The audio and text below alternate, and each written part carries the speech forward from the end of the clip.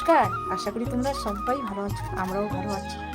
তো সুস্মিতা কে ব্লগ থেকে সবাইকে স্বাগত জানাই আমার পক্ষ থেকে। যাই হোক বন্ধুরা, এই যে শাকটা চলছে আমাদের দুপুরে, আমাদের মেনু হবে শাক। সুন্দর করে আমার মেয়ে শাক কাটছে, আমারও এক বান্ধবী আসছে, ও শাক কাটছে। আর এইদিকে চাল কুমড়ো কী করছে, বটি দিয়ে কেটে কেটে নিচ্ছে, আর একটু আছে বাকি। যাই হোক তোমাদের সঙ্গে আমি শেয়ার করছি। আর এই যে আমার বান্ধবী আসছে, শাক কেটে দিচ্ছে আমার মেয়ের সঙ্গে। যাই হোক, বল রে, তুই এইভাবে শাক কাটিস? তুমি এইভাবে শাক কাটতেছো? হ্যাঁ। কেন? আমরা তো এইভাবে শাক কাটি না। কীভাবে? আমরা তো শাক কাটি হাত দিয়ে ছোট ছোট ছোট ছোট করে কাটি নি। হাত দিয়ে কাটো কেন? কোনটা স্বাদ বেশি রে? আমাদের হাতের স্বাদটাই বেশি দেখি, কাটাই স্বাদটা ভালো লাগে না আমাকে। না রে, আমরা সেই আগাগোড়া না এইভাবেই খাই, কারণ আমার শাশুড়ির হাতে এইভাবে আমার খেয়ে অভ্যাস হয়ে গেছে না। আমি সেজন্য ওটা চেঞ্জ করতে পারি না, শাশুড়ির ইটাই নিয়ে আছি আমি, শাশুড়ির ধারাটা নিয়ে চলছি আমি। এটাই আমাকে ভালো লাগে, কুচি কুচি করে সুন্দর করে। কারণ সকালবেলাও করেছিলাম আর একটু, আমি কই মা, আমি তো বটি দিয়ে ভাত, গাড়িটা দিয়ে পারি না, বটি দিয়ে পারি। আর সকালবেলা একটু করেছিলাম, 9টার মধ্যে একটু ভাত লাগে তো আমাদের, তো 9টার মধ্যে আমি একটু ভাত করেছিলাম, ভাজা ভুজো দিয়ে খেয়েছিলাম, আর শিঙি মাছের একটু হালকা ঝোল করেছিলাম। আর শিঙি মাছ এখনও জ্যানো আছে, এই যে কৌটাটা দেখা যাচ্ছে না, সবুজ সবুজ কৌটাটা, সবুজ না কি বলে রে কৌটাটা, ওখানে আছে। ওই কৌটাটার মধ্যে শিঙি মাছ। যাই হোক, আমি আর ওখানে গেলাম না, ভীষণ রৌদ্র। যাই হোক, শিঙি মাছ দিয়ে আমি দুপুরের এই মেনু করবো।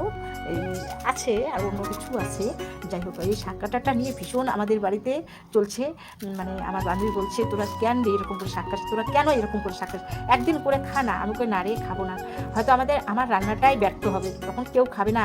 আর জানিস তো সব কিছু জিনিসের কত দাম, আমার খড়িও যাবে, আমার তেলও যাবে, আমার লবণও যাবে, সবই যাবে, আমার পরিশ্রম যাবে, জানিস। এখন শাকটা, বিশেষ করে শাকটা যাবে, আমার শাকটাও যাবে। এই এটা হচ্ছে কি শাক বলো তো? ঢেকি শাক। আর এই শাকটা দিয়েছে, আর এই শাকটা কিন্তু আমার মানে বাজার থেকে আনিনি, পাশের বাড়ি আমাদের পাশে জমি আছে, না বৌমা দিয়ে, ওই তো মানে পাশে জঙ্গল আছে, ওখান থেকে তুলে। হ্যাঁ, জঙ্গল না, আর যাই হোক পাশাপাশি আমাদের এখানে অনেক শাক পাওয়া যায়।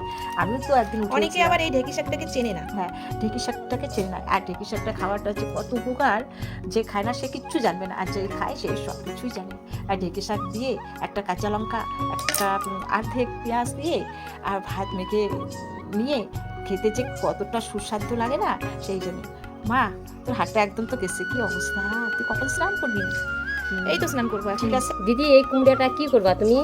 ভাজা করবে। ভাজা করবা?